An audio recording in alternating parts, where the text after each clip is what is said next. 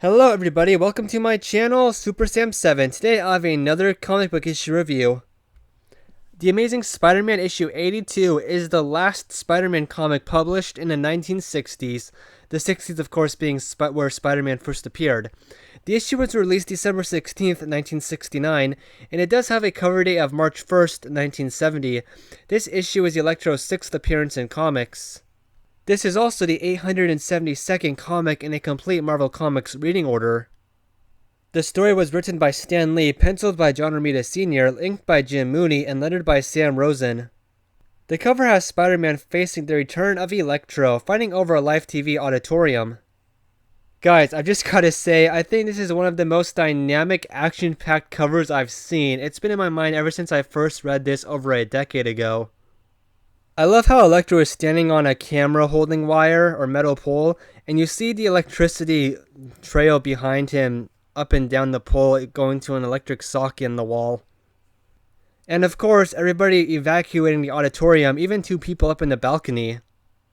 Okay, so this issue is titled just what it says on the comic cover, and then came Electro. It opens up with Peter worrying about all the problems in his life currently. Should he stay with Gwen Stacy when he can't tell her he's Spider-Man? Why can't he get along with Flash Thompson? Jameson's always there to hate on Spider-Man, and Harry, his roommate, pays more rent than him, etc., etc.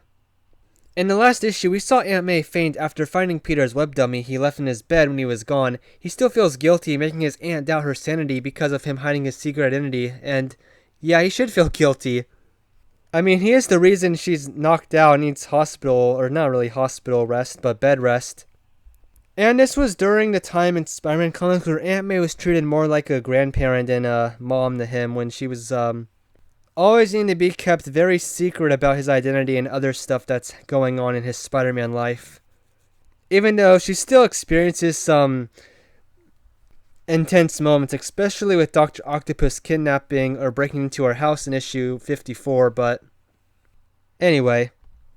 Anna Watson and Mary Jane come over then, coming back from Florida when they heard about Peter's aunt. Peter needs money now to chip in for Flash Thompson's coming home party from the army.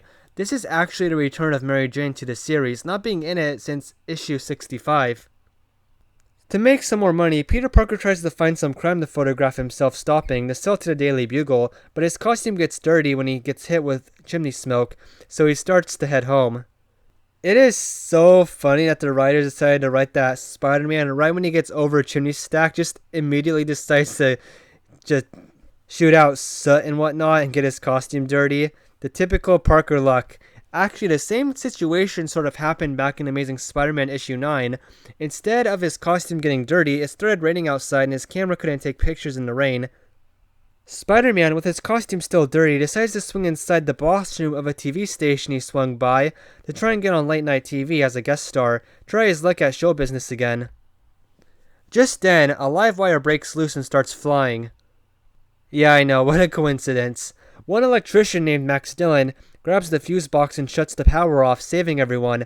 Max Dillon is Spider-Man's old foe, the electrifying Electro. He has been given a job there as an electrician. Thankfully for Max, Spider-Man doesn't recognize him. When Max goes home, he views an editorial by J. Jonah Jameson on TV complaining about Spider-Man being interviewed on live TV. Electro then gets motivated to don his costume again and attacks Spider-Man when he's on the show. Electro even goes to Jameson in his office to make some money from this Spider-Man killing and unmasking. He wants to unmask Spider-Man as well. I love the back and forth quips Jameson and Electro give here. I'll pay you a cool 1,000, make it a hot 5,000. For $5,000? But this is more of a Peter Parker story than a Spider-Man vs. Electro story. It's obvious when you get to the ending. Peter snaps at Flash Thompson at the coming home party after one of his harmless little shots at Peter. Afterwards, Pete realizes he's on edge and leaves. And I've always loved the way John Romita draws Spider-Man's supporting cast. The most important thing of this story is Peter Parker having a tough time being in a relationship with Gwen Stacy because he's poor and he thinks she deserves more than riding a subway with him to go places, etc. He leaves the party for a Flash, but Gwen runs after him and assures him that she only cares about her and Peter. The tangible stuff that other guys like Flash or Harry have, etc., could prove more to outsiders looking in, could provide her more, but that means nothing to her. She just loves Peter. And with that, Peter definitely changed his outlook on life. Okay, so the big night comes for Spider-Man to show up to the show. He does, and so does his old enemy, Electro. And they fight. So I'm going to start off looking at J. Jonah Jameson, the funniest character in the story. Out of the blue to Joe Robertson, he recommends they take some time off to go see Spider-Man get interviewed at the TV station after just complaining about it. I love that Robertson automatically knows something is up with Jameson. JJJ also invites Captain George Stacy, and yeah, this was right after he knew Electro was going to go show up and fight Spider-Man. I guess JJ realizes his mistake to associate with Electro, even pay him for doing this, since there's innocents around the studio of fighting Spider-Man, and Jameson is like, uh-oh, I can't stop them now. Also, on the bottom left panel, that girl looks like Gwen Stacy, but I'm like 100% positive that is not supposed to be her. So, why did Jameson think that this would pay off so much for him? I don't know. He's just a silly character in this issue. Spider-Man is back on TV doing interviews here. Well, just this one time, like in Amazing Fantasy issue 15. I know when there was an old Spider-Man movie script where a moment just like this happens in it. Spider-Man goes on live TV when he has his iconic costume on, and dialogue super similar to this first panel happens in the script. The host says, "Can I offer you something? A housefly?" Actually, before even that, Peter needed to clean his Spider-Man suit, so he goes to a laundromat to clean his costume while wearing a paper bag mask. First idea for the Bagman suit? I don't know, but it's funny to see it happen here. Electro is back as a main villain for an Amazing Spider-Man issue. He hasn't been one since issue 9. Here, we see him able to travel quickly by riding the electric currents and power lines. I would say Electro's reason for fighting Spider-Man in this is in line with his character. He has great power and always wants to show it off for attention. How could he resist live TV? Even with a $5 raise for saving the day earlier in the issue when he saved the studio from having to go off air when he just turned off that one fuse box.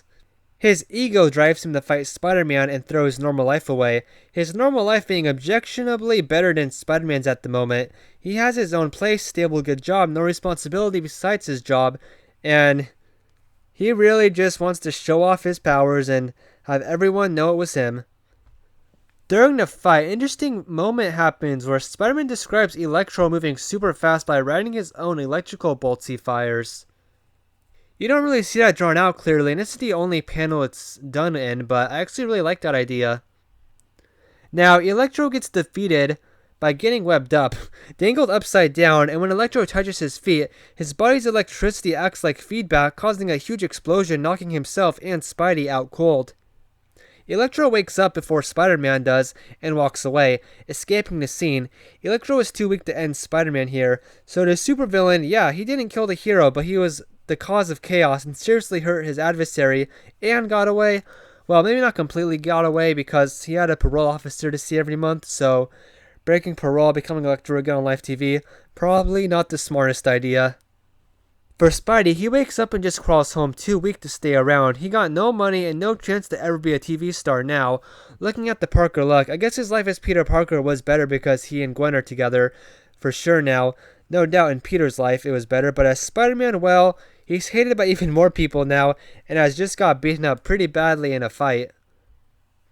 I wish Electro had more of a personality in this issue. It would have been a perfect moment to show off his iconic, bluntly false, but he makes statements like it's a matter of fact. Like when he pulls the power while being electrocuted, but he survived, and when questioned, he just says he wore his rubber soles. Maybe it's just me, but I find this moment for Max funny.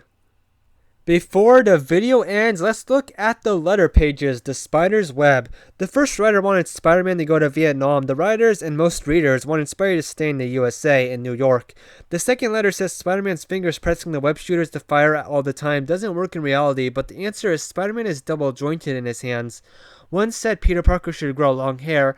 One writer said he heard on the radio scientists doing experiments on spiders because of certain immunities to cancer. Someone mentioned Peter Parker should learn karate to explain Peter defending himself as a civilian. It would have helped out at the end of issue 78. One long but amazing writer loved issue 78 with the Prowler, saying the Prowler's relationship with Mindy was better written than Peter with Gwen Stacy, and criticized that the cover has Spider-Man fighting the Prowler on it, but it doesn't happen in the story. And he also mentions how it feels like soon either Joe Robertson or George Stacy will discover Peter Parker's secret identity. Actually, another writer said he loved the Prowler and how it related to youth in the late 60s. I personally have always loved Hobie Brown Prowler more than the new Ultimate Universe take on Prowler. Here's a little weird fact. This is the very first issue in the series where the majority of sentences end in a period opposed to exclamation points outside of the Spider-Man's web sections. Those are my thoughts on the comic, and I thank you for watching.